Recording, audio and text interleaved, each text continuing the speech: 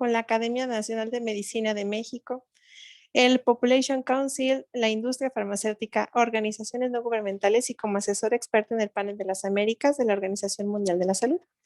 También es nuestra expresidenta de la asociación muy recientemente y actualmente se desempeña como catedrática en la Facultad de Medicina de la Benemérita Universidad Autónoma de Puebla. También es responsable de la clínica de VIH y hepatitis del Hospital Universitario de Puebla y fue incluso directora interina de la Facultad de Medicina recientemente. Es un placer presentar a la doctora. También consideramos que es una excelente persona, lo cual creo que también es algo muy importante. Y pues muchas gracias, doctora, por la plática. Muchísimas gracias, doctora, por la presentación. Muchísimas gracias a la mesa directiva de la asociación por esta invitación, porque pues ya los extraño. Es triste que tengamos que seguir con virtualidad. Le decía hace un momento al doctor Gudiño que yo espero que pronto pase esta pesadilla para que podamos abrazarnos nuevamente. Pero mientras eso así es así, pues vamos a tener que seguir pues como estamos hasta este momento y pues dedicarnos a la virtualidad para poder conversar temas como este, que son temas que son importantes, que son difíciles, pero que necesariamente se tienen que revisar. Permítanme que por alguna razón no me deja eh, abrir la presentación. Espérenme tantito. No, no sé por qué. Voy a dejar de compartir y voy a volver a hacerlo a ver si se mejora. Creo que temas como esto pues tienen que ser del conocimiento de todo el mundo. En este caso estamos hablando solo de VIH, pero realmente la situación es bastante más complicada y debería ser de conocimiento de la población en general. Sigue sin poder dejarme compartir. ¿Alguien sabe por qué pasa esto? Porque yo no sé. A ver si ahí... No, no me deja abrir la presentación. A ver, intento, doctora. ¿Tú intentas cómo? No, me refiero a que voy a hacer la host. A Ajá. ver, lo que pasa es que estaba como co-host, entonces, a ver si ya puede. ¿No? ¿No? No, no, no. O si gusta enviarme la presentación a mi correo y si quiere de ahí la descargo. Sí, el único problema que veo con hacer eso es que es bastante pesada, entonces, Okay. entonces puede ser que... No. A ver, déjame ver por qué está sucediendo esto aquí. Ujú. No, creo que el problema es es la computadora porque no,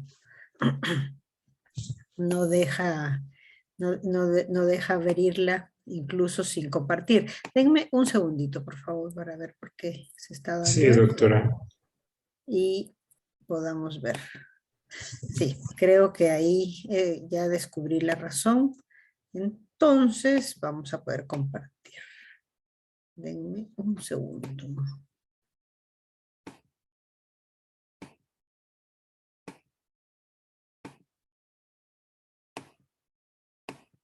Creo que ahí ya la ven, ¿verdad?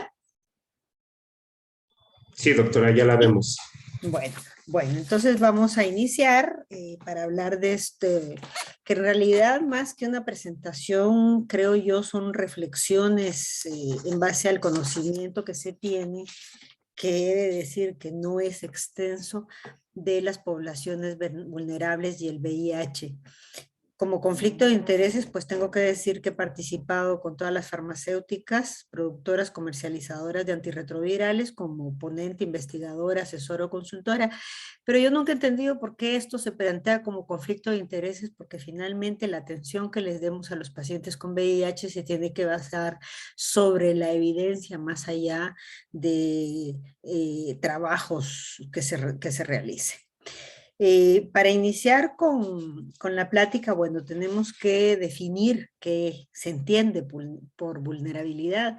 Y aquí, bueno, etimológicamente vemos que vulnerabilis es de latín, que simplemente habla de una herida, y de habilis la posibilidad de que se produzca esta herida. Nosotros hemos identificado distintos grupos para hablar de la vulnerabilidad en relación al VIH: infantes, adultos mayores, mujeres, hombres que tienen sexo con hombres, indígenas, personas privadas de la libertad, migrantes también, a los usuarios de drogas intravenosas y a los trabajadores sexuales. Sin embargo, perdón, cuando vemos la definición de la OMS de vulnerabilidad, esta la define como el grado en que una población, individuo u organización es incapaz de anticiparse, afrontar, resistir y recuperarse de los impactos de los desastres. Ahora, lo preocupante no es la definición, sino que la OMS considera vulnerables únicamente a los niños, las mujeres embarazadas, los ancianos, las personas desnutridas y las personas enfermas o inmunosuprimidas. El asunto es que la vulnerabilidad no es un evento que sea generalizado incluso para un grupo poblacional, porque va a depender de la naturaleza del evento que se quiere estudiar, de las determinantes de ese evento, pero también de sus consecuencias. Entonces, así vemos que tenemos vulnerabilidades biológicas dadas, por ejemplo, por la edad, las vulnerabilidades sociales, que es a lo que más generalmente se hace referencia por la posición que se ocupa dentro de un determinado grupo, dentro de una determinada sociedad. Culturalmente existen de vulnerabilidades dadas a partir de la incapacidad de comunicación o porque se consideran a las personas de segunda. La vulnerabilidad económica es lo que marca en general la incapacidad de poder afrontar efectivamente un determinado evento. Y también tenemos vulnerabilidades ambientales dependiendo de dónde se viva.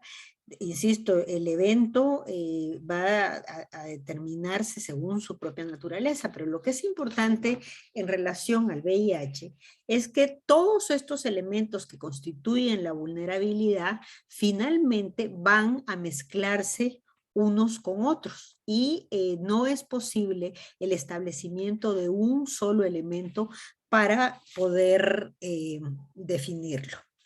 Vamos a darnos cuenta que uno de los elementos que cruza la vulnerabilidad en relación al VIH es la discriminación. Y es realmente alarmante el porcentaje de la población de más de 18 años que declaró haber sido discriminada por algún motivo o condición social en el último año. Esto responde a la encuesta nacional sobre discriminación que se hizo en el año 2017. Y nos damos cuenta cómo, por ejemplo, en Guerrero es en donde más personas fueron discriminadas, un cuarto de la población declaró haber sido discriminada en algún momento, y Nayarit es el que presenta menos este fenómeno. Más alto, además de Guerrero, está Puebla, Colima, Oaxaca y Morelos. Ahora, esto es la percepción de las personas de haber sido discriminadas, pero cuando se les pregunta a las personas las razones de esto, hay situaciones que son altamente preocupantes, porque sabemos que hay situaciones en donde hay predisposición para un determinado grupo y con toda intención se discrimina, pero hay muchas en las que las conductas son inconscientes y las conductas discriminatorias existen en el colectivo, y es el imaginario de este colectivo el que permite la reproducción del rechazo a las personas. La sociedad mexicana, de acuerdo al ENADIS, muestra mayor rechazo a convivir en el ámbito privado con extranjeros, con jóvenes o quienes viven con VIH-Sida.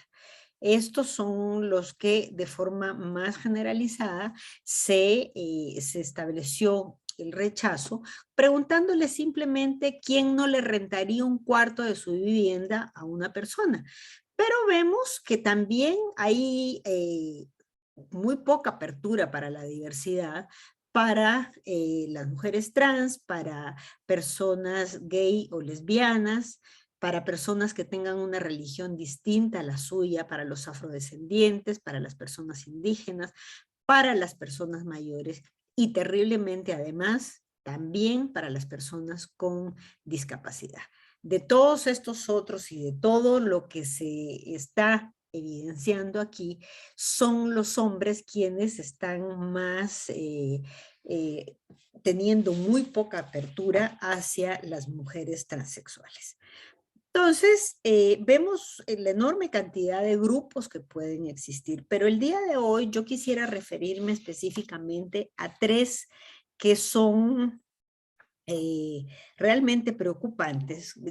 Quiero decirles que cada uno de estos sería casi pues una sesión particular para que pudiéramos analizar el fenómeno, pero voy a tratar rápidamente de que revisemos qué es lo que está sucediendo con cada uno de estos 3 grupos de indígenas, de migrantes y de mujeres transexuales. El primero que vamos a revisar es el grupo de indígenas. Y en este grupo lo que vemos es que la población originaria de México no puede ser definida étnicamente porque hagamos estudios genéticos. Entonces, la Comisión Nacional para el Desarrollo de los Pueblos Indígenas en México considera que una población indígena está formada por todas las personas que forman parte de un hogar indígena donde el jefe o jefa del hogar, su cónyuge o alguno de sus descendientes y ascendientes, madre, padre, llegan hasta el padrastro y los tatarabuelos o suegros hayan declarado ser hablantes de una lengua indígena. Quiere decir que si yo genéticamente soy indígena, pero no hablo la lengua, al momento que me preguntan puedo no reconocerlo. Entonces, aquí tenemos una primera situación, porque tenemos en México una enorme cantidad de lenguas que además tienen variantes. Son 364 las variantes de las 68 lenguas que se hablan a lo largo de todo el país. Pero para definir la cantidad de personas que existen y que se consideran como originarias de México, tenemos una situación que yo por lo menos no me logré explicar.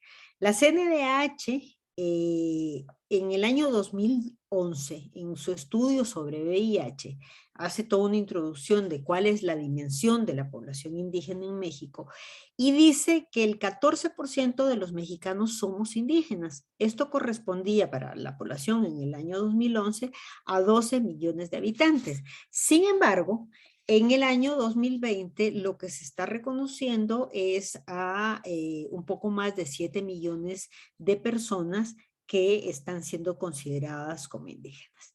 Ahora, esto es importante porque estamos hablando de muchas personas en donde el perfil demográfico está caracterizado por la pobreza.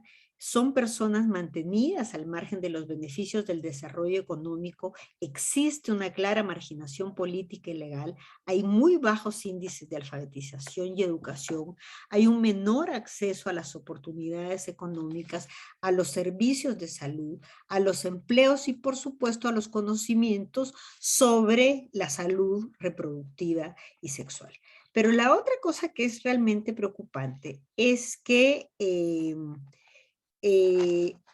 7 de cada 10 personas declararon vivir en una situación de pobreza extrema y a la hora de analizar el grupo poblacional en su conjunto, vemos que la pobreza es 6 veces mayor en los no hablantes de alguna lengua.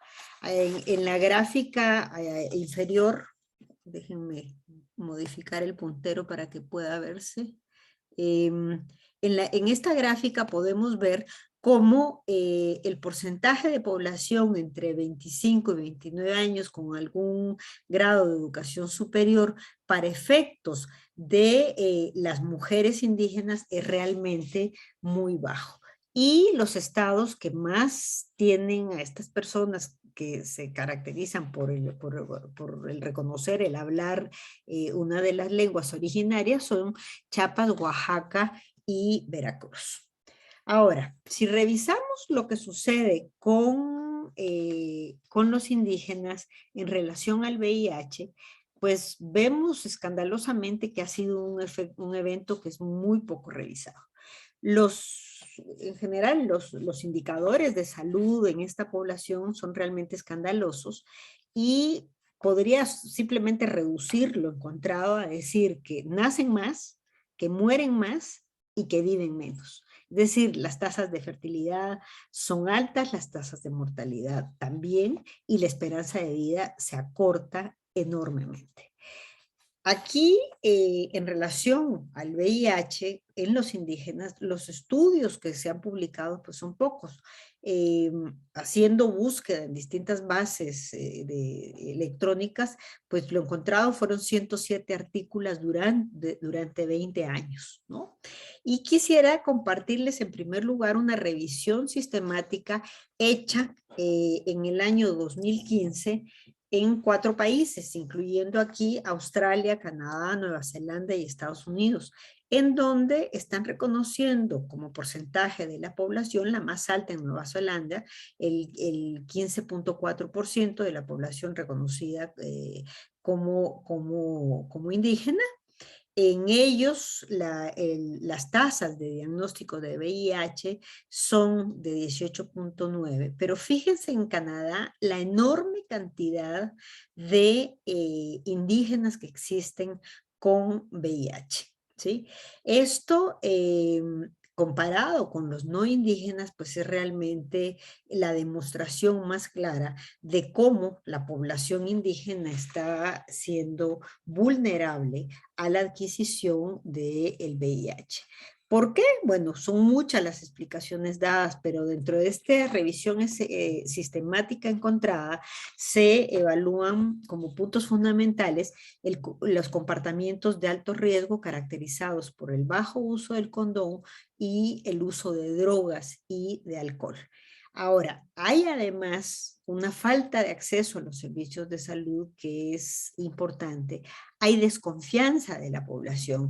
En algo de lo mencionado dentro de esta revisión está que en Canadá señalan que son los blancos los responsables de que ellos tengan VIH, que ellos lo llevaron y que ellos son los responsables. En México, pues no tenemos mayor cantidad de citas.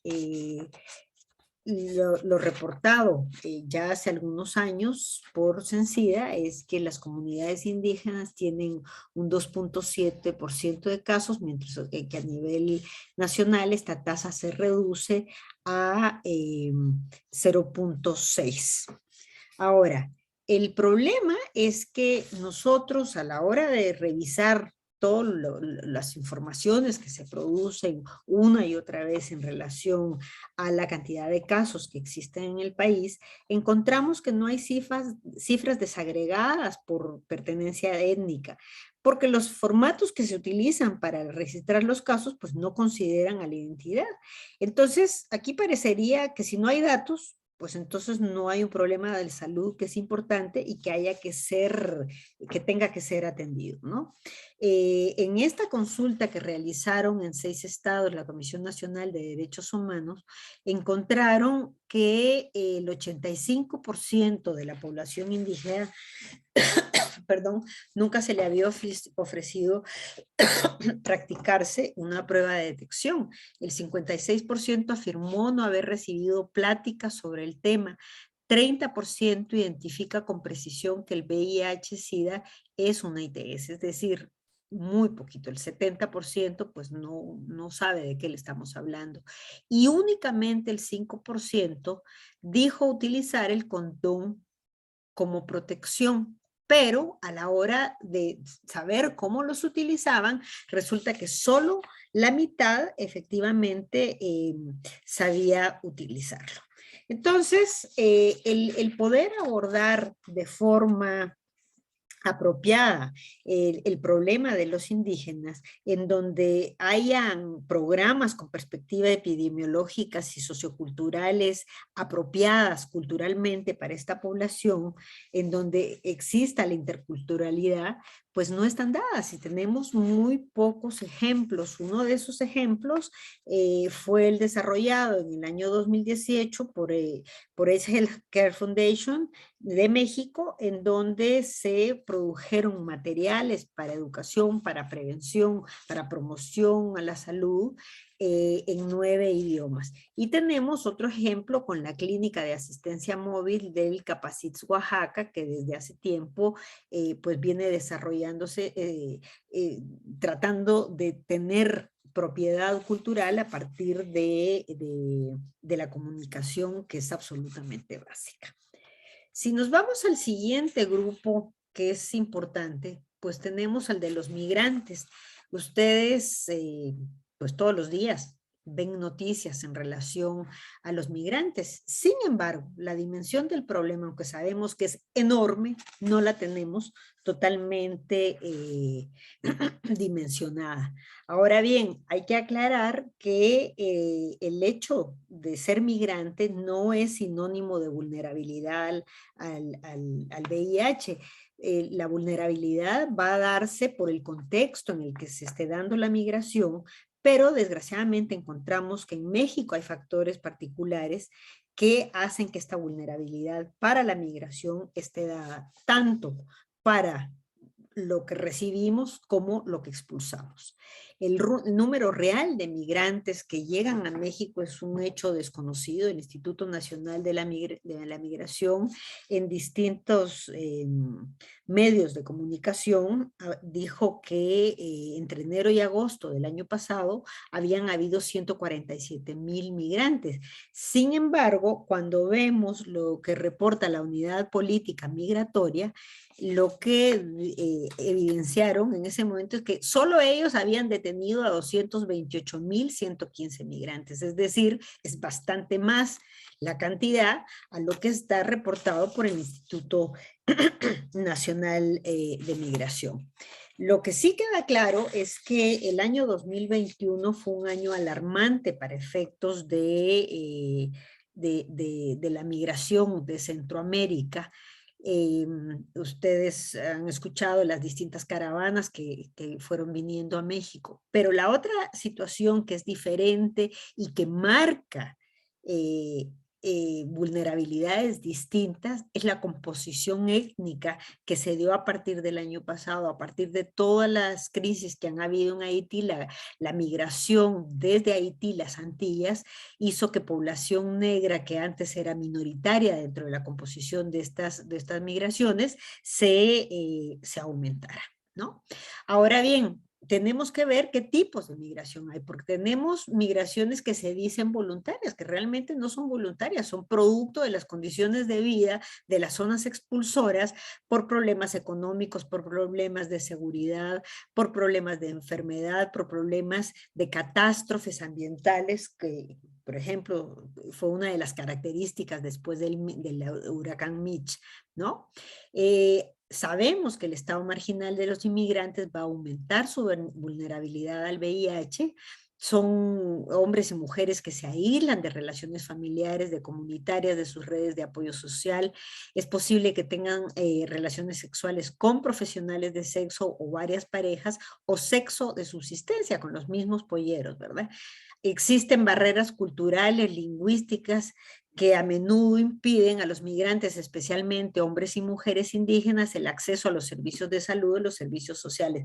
Yo me acuerdo hace pues ya algunos años en el Capacits aquí en Puebla, que llegó un proxeneta con mujeres que evidentemente venían de las antiguas repúblicas soviéticas, unas mujeres blancas, grandes, que se llamaban Marías y Guadalupe, y a la hora que les queríamos preguntar algo, pues ellos ni siquiera dejaban que nos comunicáramos porque pues no hablaban siquiera español. Eh, Hay distintos estudios que evidencian el que los migrantes mexicanos y sus parejas sexuales en Estados Unidos tienen mayor riesgo de infectarse por VIH y otras infecciones de transmisión sexual. Aunque la prevalencia nuestra es menor, las conductas de riesgo asociadas son mayores entre los migrantes comparados con los no migrantes. Se ha incrementado la asociación de casos de SIDA con usuario de drogas inyectables a lo largo de la línea fronteriza. Las actividades de prevención e investigación conductual entre la población constituyen un reto para el país, tanto para quien expulsa como para quien recibe. Y nosotros somos un país de destino, de paso y de expulsión. Todos estos tres elementos se potencializaron además durante el año 2021. Tenemos que entender que los factores de riesgo para esta población, además de todo lo que conocemos trágicamente en términos de seguridad, con muertes, con vandalismo, con su incorporación a bandas delincuenciales y demás como supervivencia, sabemos que para efectos del VIH hay una limitación de las medidas de prevención en los lugares de destino migratorio. Hay cambios en el comportamiento sexual en la ciudad de destino. Ahora les voy a enseñar algo de cómo se da esto de nuestros compatriotas en Estados Unidos. Hay transferencia de riesgo a sus parejas en las comunidades de origen, es decir, al momento de regresar, pues también se propicia la infección en los lugares de expulsión. Y frente a todo esto, las mujeres tienen una situación de desventaja que es importante, que ha aumentado. En el año 2021 solo el 33% de las detenciones estas que reporta la policía migratoria, el 33% fueron mujeres.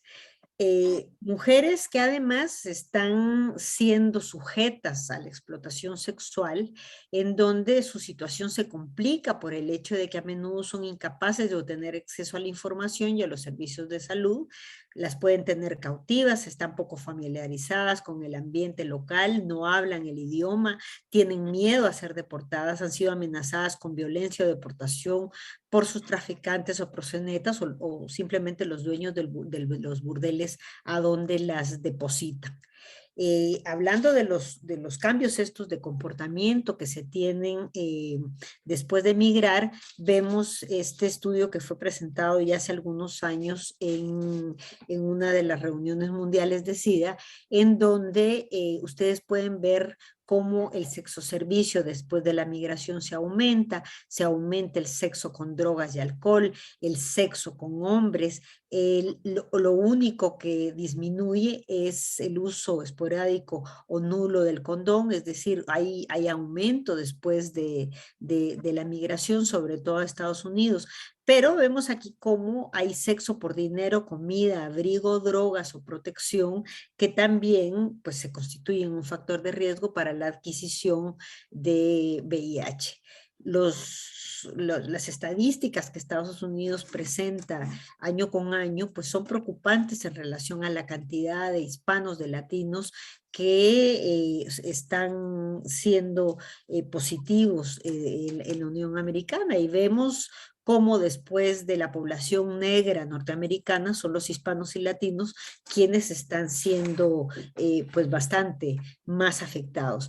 Y si esto lo trasladamos al tratamiento que puedan tener, la cascada de atención que tienen los migrantes, pues también es de una preocupación, porque vemos, de acuerdo a este reporte del año pasado, que existe una muy baja cantidad de personas que saben de su estado de portador de VIH, y la posibilidad de saber cuánto hay de retención para los tratamientos, pues es simplemente desconocida, sabiendo que del total que se tiene en este momento, pues únicamente el 30% de la población está suprimida virológicamente. Esto es preocupante porque estamos hablando en Estados Unidos de 46.6 millones de migrantes. Entonces, es una situación, evidentemente esto no es solo migrantes mexicanos o latinoamericanos, hay muchísimos africanos y supongo que ahora también habrán muchos ucranianos que vendrán a sumarse a estas tristes cifras de vulnerabilidad. Entonces, tenemos que revisar qué es lo que estamos haciendo. Y en el año 2005 se estableció como compromiso que se iba a elaborar y comenzar a poner en prácticas estrategias nacionales, regionales e internacionales para facilitar el acceso a programas de prevención a los trabajadores migratorios y a las poblaciones móviles, incluyendo en esto el suministro de información sobre servicios sociales y de salud. 6 años después, la CNDH pues dice cómo el VIH está aumentando dentro de los grupos sociales marginados y los migrantes se encuentran, además de los indígenas, incluidos dentro de todo esto. Vemos ya cómo el acceso a los servicios preventivos en la frontera son realmente escasos, y en un último estudio que hicieron Martínez y colaboradores publicado hace 2 años, pues esta es una situación que no ha cambiado. Entonces, quiere decir que aquí tenemos una tarea pendiente con los migrantes que recibimos, pero también con el desarrollo del país para reducir las zonas expulsoras en nuestro país. Y finalmente, el último punto que quisiera ver es el que hace a las mujeres transexuales. Empezando por una situación que es realmente triste, y es el hecho de que México es el segundo país del mundo con más transfeminicidios después de Brasil. Según la definición dada por los compañeros de la clínica Condesa, transgénero es la identidad de género de cada persona, el reconocimiento como hombre o mujer que no corresponde con el género asignado al nacer. Esta identidad no implica ninguna forma específica de orientación sexual. Eso es una cosa que es muy importante, porque las personas transgénero pueden identificarse como heterosexuales, homosexuales o bisexuales, ¿no? Entonces, esto es importante porque además el número de personas que tenemos tampoco está totalmente dilucidado, ¿no? Entonces, tenemos comunicaciones en donde se establece que en el país hay entre 360.000 y 600.000 personas trans, ¿no? Pero, sin embargo, desde fuera de México, la evidenciación que se hace de esto es que estamos hablando de 112.000 mujeres trans únicamente, o sea, es un número importante, en este caso entre 15 y 64 años. Pero aquí estos son los cálculos que se han hecho. Sin embargo, hay una comunicación de la OEA en donde dicen que del 2015 al del 2020 únicamente pidieron identidad de género 4.703 personas. Entonces aquí estamos con una situación en donde puedo ser una mujer trans, pero no pido la identidad de género por todos los elementos que están asociados a la situación de vivir siendo una mujer transexual. Y lo más trágico, por toda la cantidad de muertes que se han dado, es que la esperanza de vida en este grupo se reduce 35 años. Es realmente una cifra que cuando la encontré yo dije, nos equivocaron, y busqué las fuentes y efectivamente eso es así.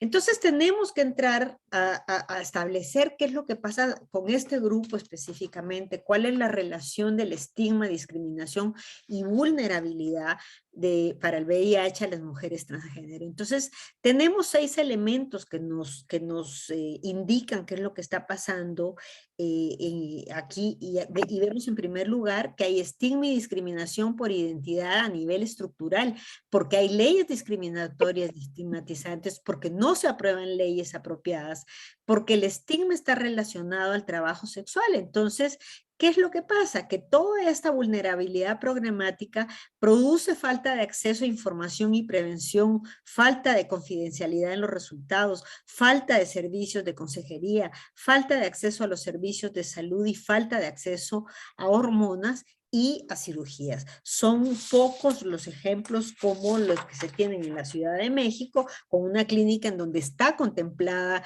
la atención específica de este grupo. Tenemos además estigma y discriminación interpersonal que se caracteriza por violencia física, violencia simbólica, violencia emocional, verbal, violencia sexual. Hay rechazo, hay agresión familiar para estas mujeres, hay brutalidad policíaca y agresión de parejas y vecinos. Y aunque no debería darse, también vemos casos en donde hay exclusión de la misma comunidad LGBT y hay además irrespeto al nombre cuando se logra la identidad. Esta vulnerabilidad social hace que haya barreras a la escolaridad, a los empleos, hay condiciones precarias del trabajo sexual y muy baja capacidad para negociar el condón durante el sexo comercial. Si estas estigmas y discriminaciones las vemos a nivel individual por identidad de género, encontramos que son mujeres con baja autoestima, hay autoestigma, hay depresión por estigma y discriminación sufrida, se produce constantemente aislamiento social, miedo a la discriminación, hay un abundante uso de alcohol y de sustancias psicoactivas y esto pues lo tenemos traducido en baja capacidad para negociar el condón aún con las parejas estables y sometimiento para el trabajo sexual, es decir, esas condiciones que a nivel social se dan precarias para desarrollar su trabajo, al momento de llevarlo a una situación individual, pues se repite. Entonces, pues para acabar con la epidemia, tenemos que utilizar todo lo necesario para prevenir nuevas infecciones y las poblaciones vulnerables son clave. Si nos quedamos con este último grupo de las mujeres trans, hay ya desarrollado desde el año 2016 el estudio HPTN 083, que fue hecho para medir seguridad y eficacia actualizada de cabotegravir inyectable de acción prolongada frente a la combinación de emtricitabina y tenofovir oral diario tanto en hombres que tienen sexo con hombres como en mujeres transexuales. Y aquí, como antecedente, sabemos que, bueno, que es un ensayo controlado, aleatorizado de fase 2B3, que se ha dado en personas de estos grupos no infectados, pero que tengan mayor riesgo a la infección por VIH. Se midió eficacia y seguridad previamente informadas, y esto, la primera información se dio en el año 2020, se hicieron análisis especificados y postdoc al periodo cegado. Y se hizo además, ahora para la actualización, que es lo que les voy a presentar, la combinación de distintos resultados, en donde se muestra que cabotegravir es superior a la combinación de emtricitabina y tenofovir diario para el VIH. Entonces, esta es la base de cómo se realizó el estudio de forma internacional. Se incorporaron a 4.566 personas que pertenecieran tanto a los grupos de HCH como de mujeres transexuales que no estuvieran infectadas, y se dividió el estudio en 3 momentos. El primer paso, hasta la semana 5, para darles o cabotegravir o emtricitabina y tenofovir. Esto se siguió durante 1 año y 4 meses, y lo que vamos a ver ahora es lo que se reportó en el último CROI, en donde ya está la siguiente fase, después de que se abrió el estudio, que empezó siendo doble ciego. En el primer reporte que se hizo, se habían reportado 3 infecciones con cabotegravir y 39 con emtricitabina y tenofovir. Sin embargo, aquí hubo reubicaciones porque encontraron que habían habido 57 pacientes a quienes no se les detectó en un primer momento la infección. Entonces, en esta fase inicial en donde estaba presente el doble ciego, en el brazo de cabotegravir hubo 14 infecciones y en el otro 41, favoreciéndose notoriamente entonces el uso de cabotegravir. Lo que se presentó en el CROI pues hace pocos días ya fue sobre un año no cegado, en donde se reportaron con cabotegravir 11 infecciones y en el brazo de entricitabina y tenofovir pues 31 de ellos, disminuyendo un poco, pero de todas maneras favoreciendo el uso de cabotegravir en esta población. Creo que es un estudio que es realmente muy importante porque pues lo que podemos hacer frente a estas vulnerabilidades que son difíciles de cambiar es poder avanzar en este sentido.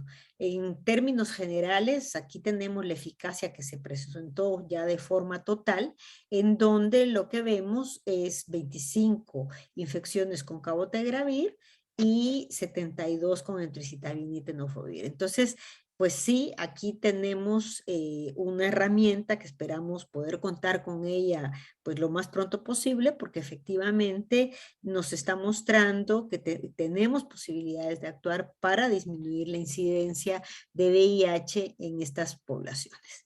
Y con esto quisiera terminar. Creo que falta mucho por hacer. Creo que las y los tratantes de VIH vamos a seguir recibiendo el daño que está causado por esta sociedad injusta, por todos los problemas que tienen que vivir estos grupos poblacionales, pero también creo que es responsabilidad de todas y todos conocer cuáles son los determinantes, cómo se comporta el fenómeno y ver en qué medida podemos actuar sobre ello. Con esto termino, les agradezco muchísimo su atención.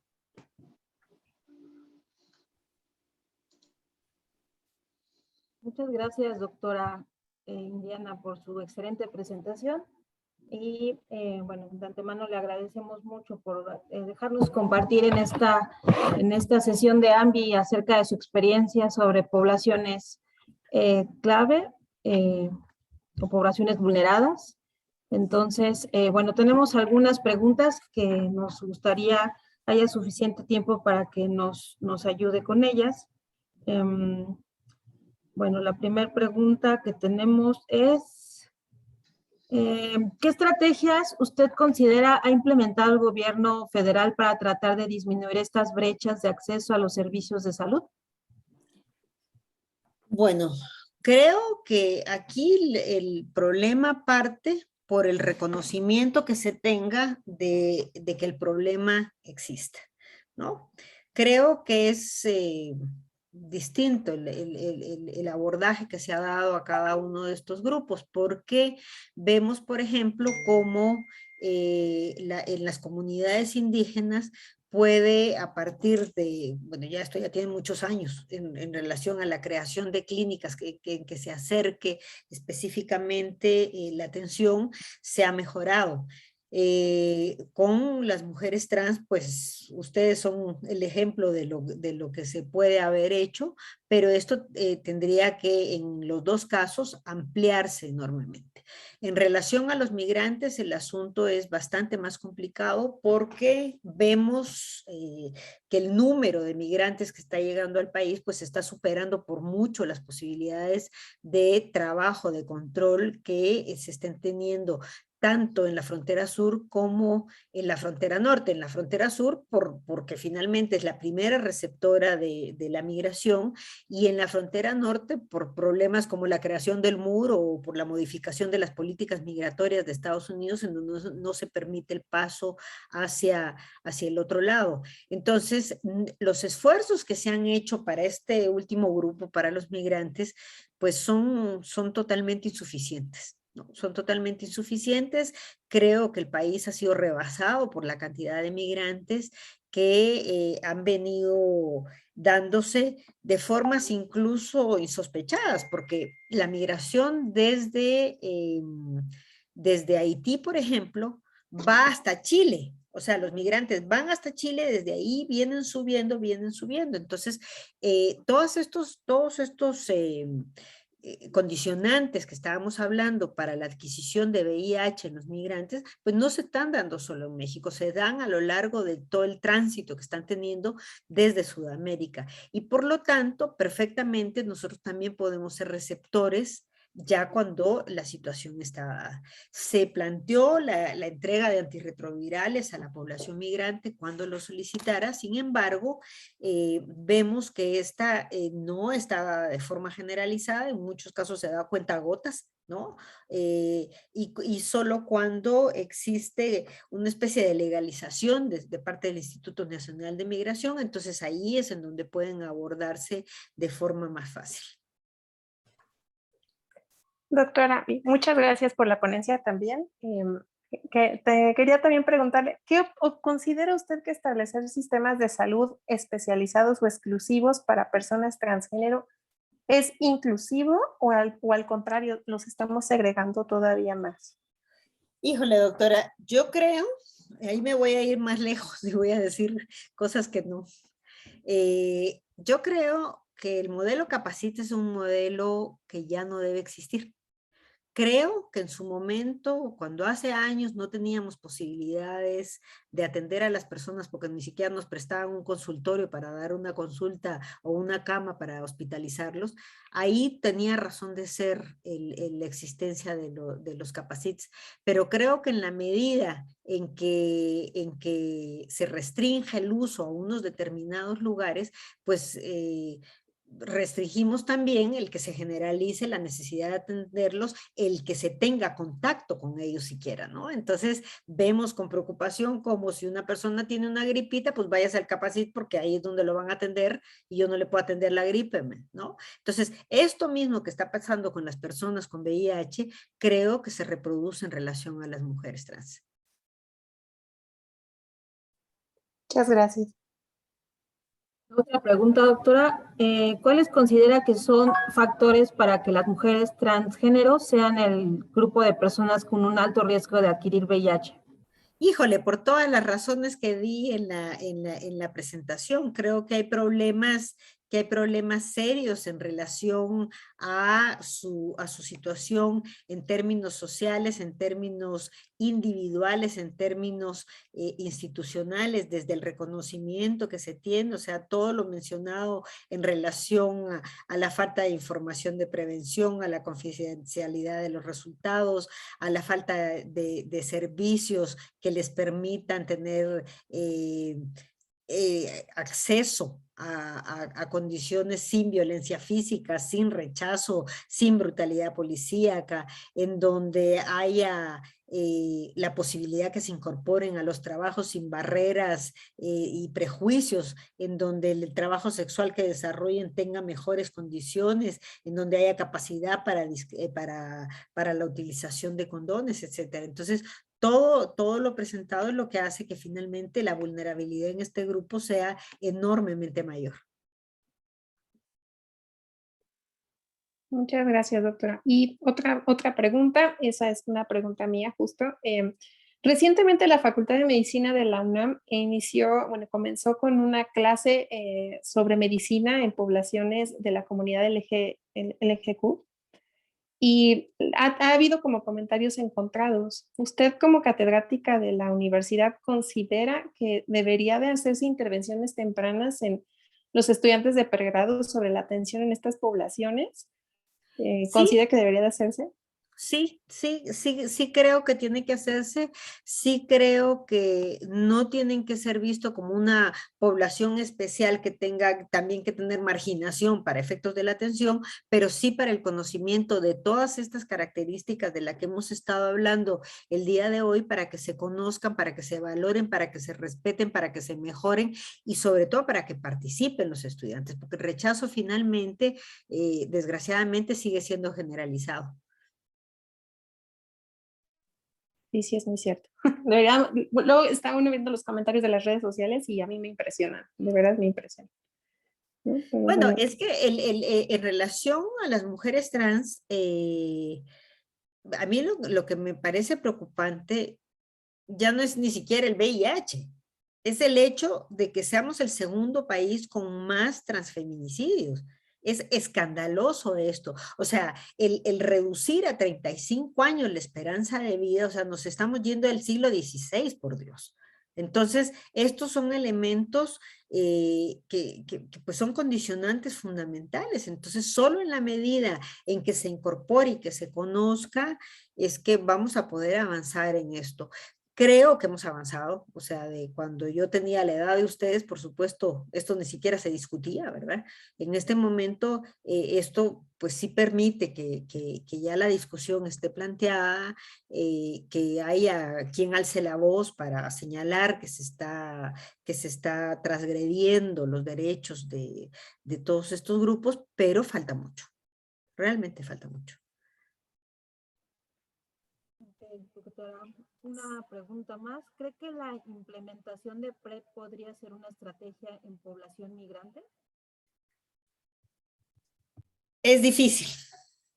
O sea, si hubieran lugares que les pudieran dar seguimiento, sí, pero es muy difícil. Es muy difícil porque no tenemos capacidad de retenerlos en un mismo lugar durante un tiempo siquiera para establecer que no son VIH positivos, ¿no? Desde ahí es que estamos teniendo problemas. Sí creo, por ejemplo, que tiene que ser diferenciado, porque no es lo mismo el fenómeno en la frontera sur que en la frontera norte, en donde se establecen poblaciones esperando poder pasar para el otro lado y permanecen ahí bastante más tiempo que lo que están en Tapachula, por ejemplo.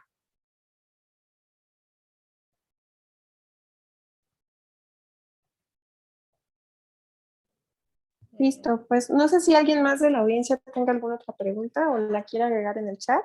O comentario o desaveniencia. O desahogo. No, pues creo que no. La verdad es que es un tema muy grande, doctora. La verdad es que la población transgénero, todos los que trabajamos, alguna vez una de las doctoras que se dedica justamente al VIH, como nosotros, comentó que ser un médico tratante de VIH en el país es ser también un luchador o un aliado de este tipo de poblaciones. Y creo que todos los médicos que nos dedicamos a eso sí lo somos en cierto punto, en cierta manera. Entonces, creo que este tipo de pláticas son necesarias, doctora, y la verdad es que le agradecemos mucho la intervención que tuvo hoy.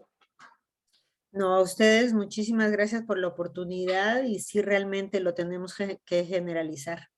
Porque imagínense ustedes hablar de estos temas con los estudiantes de medicina, pues a mí qué me importa, ay, pues sí, ya están mal, no es de mi incumbencia, ¿sí me entienden? Entonces hay un proceso de sensibilización que sí tenemos que seguir haciendo y efectivamente, además de todólogos y todólogas que en lo que nos hemos convertido en súper especialistas de 20 cosas, esta parte de sensibilización, de conocimiento de las determinantes sociales, pues es fundamental.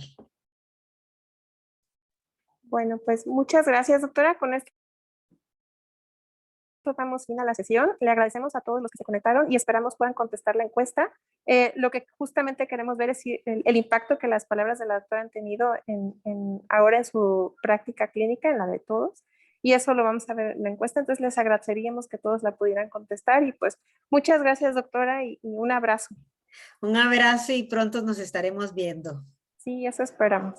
Hasta luego. Hasta luego. Hasta luego. Gracias a todos. Gracias, doctora. Hasta Adiós. luego. Gracias, doctora. Hasta luego. Linda noche a todos. Adiós.